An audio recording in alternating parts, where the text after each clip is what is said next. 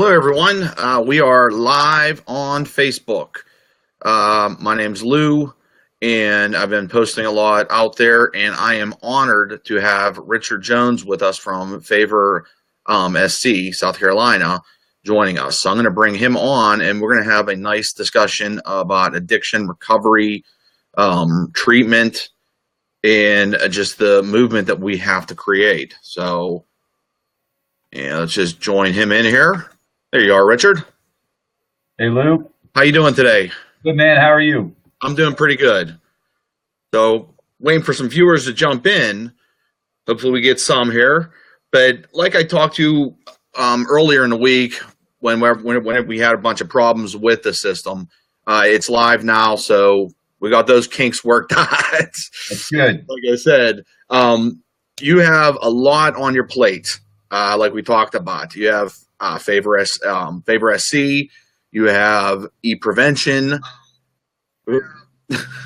along with some other ones. Sorry, my wife had it turned up, so I heard her. Okay. Yeah. You want to just give us a little bit of introduction into your vision? Yeah. So a couple different organizations I'm part of. Primarily it's Favor Greenville, Faces and Voices of Recovery. Favor Greenville is actually part of Favor South Carolina, and I'm the chairman of the board of Favor South Carolina. So it gets a little confusing. The main delivery arm is through Greenville, South Carolina. So that's where our site is. That's where a lot of our services are delivered from. We have a network of organizations across the state, though, and I'm the chairman of the board of that organization. So, and we provide peer recovery support services. We're part of a national organization called the Association of Recovery Community Organizations. And the idea is to almost like invent a service level that, is not as intense as clinical services. It's not meant to replace counseling. It's not meant to replace treatment, but it's meant to supplement. It's meant to support people. It's meant to be longer term. It's meant to be more from a chronic disease model than an acute care model. Okay. Acute care meaning, you go to treatment, you're done, and then here's your meeting list. Here's your 90 meetings in 90 days. Good luck. Right. We believe that there should be coaches involved with people all along the way, before treatment, during treatment, and after treatment. And so that's the model that we've implemented here in Greenville. And we do that with individuals and with families. We work with families throughout the process. So we've worked with about 10,500 enrollees or participants, whatever word you want to use. That's individuals who have addiction and also their families. About 40% are with families. And we provide anything you can think of related to helping people. One-on-one, group, intervention services, a lot of educational services, a lot of referral services. Just this past week, we put 8 people in treatment, for example. Okay. Via interventions. That doesn't even count people who were willing to go, but Right. 8 people via interventions.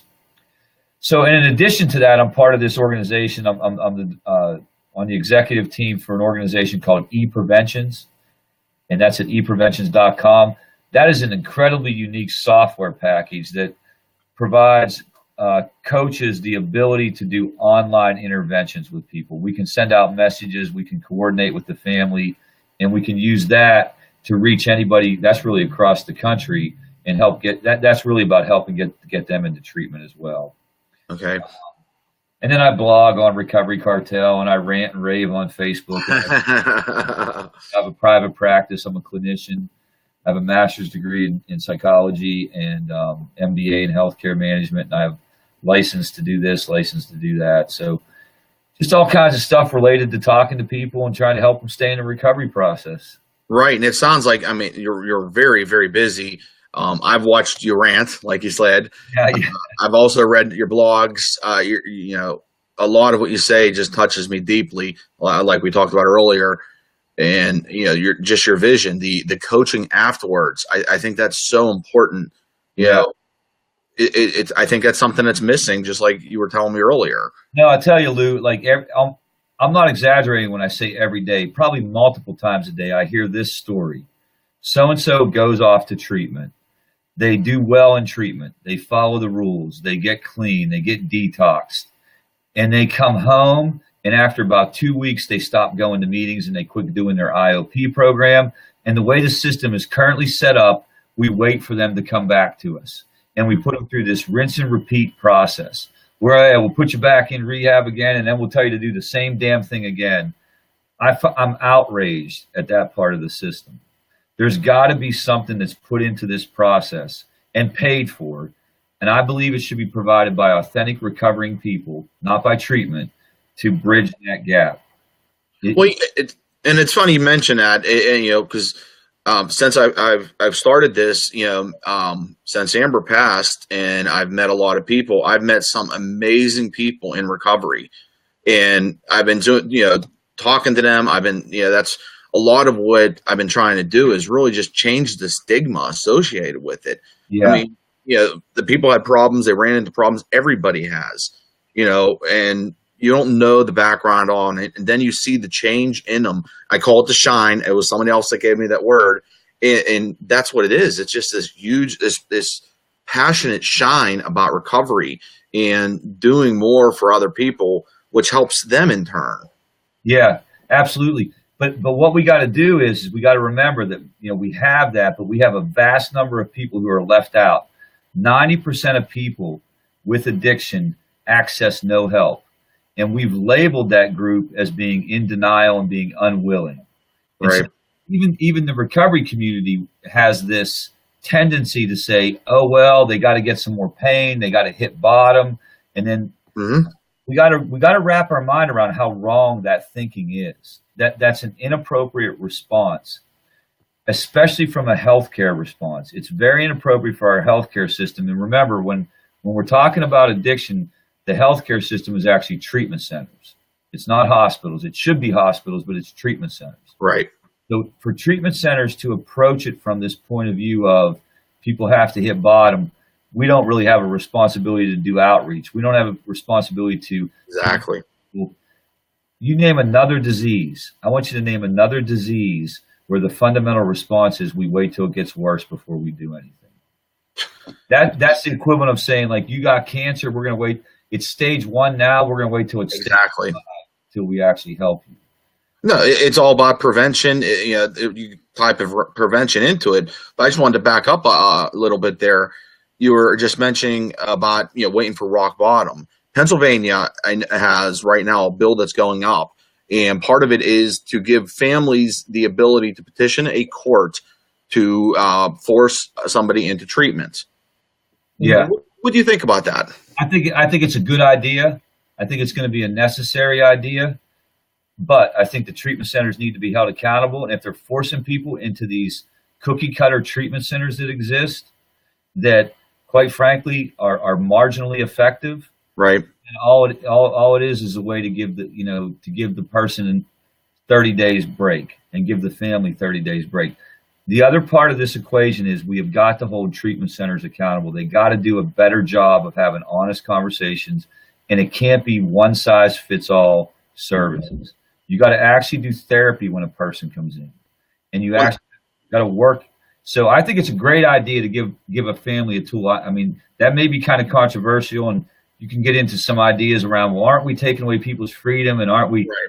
But you know what, man? We're at DEFCON 5 with this thing. We got to have a way to be able to intervene in that process effectively. I totally agree, and I've talked about that before with people, and a lot of people were against it. I'm like, it's not like the parent could force them in.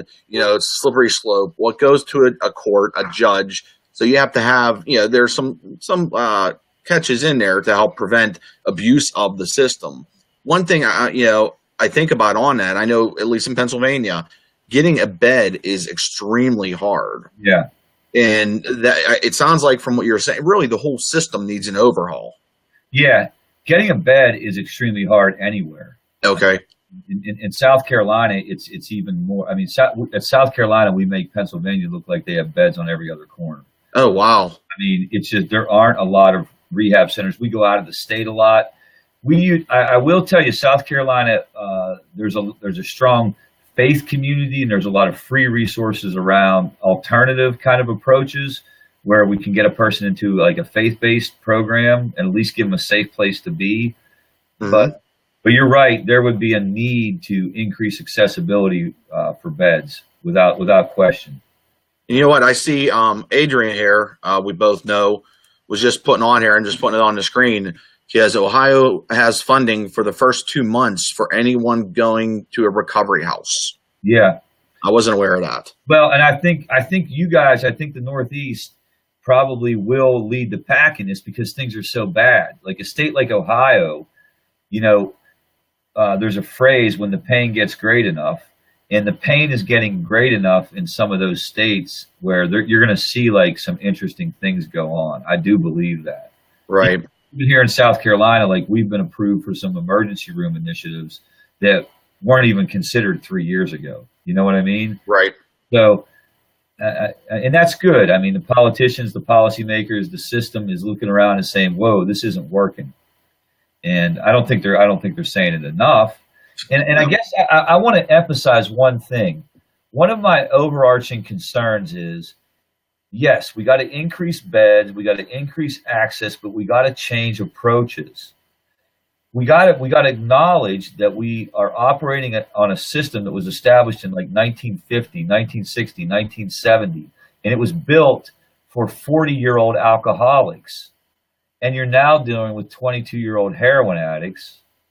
You better find a new way to talk to people. You better find some different outpatient approaches. The idea of giving people a meeting list, 90 meetings in 90 days, and that's your aftercare plan, those days are dead and gone. You're going to have to supplement that with something. You're going to have to, offer alternatives or get coaches who can go out. Somebody should have been chasing Amber down. Somebody should have been calling Amber. Somebody should have been checking in with Amber. There should have been a paid professional to work with the nuances of a resistance and the things that go into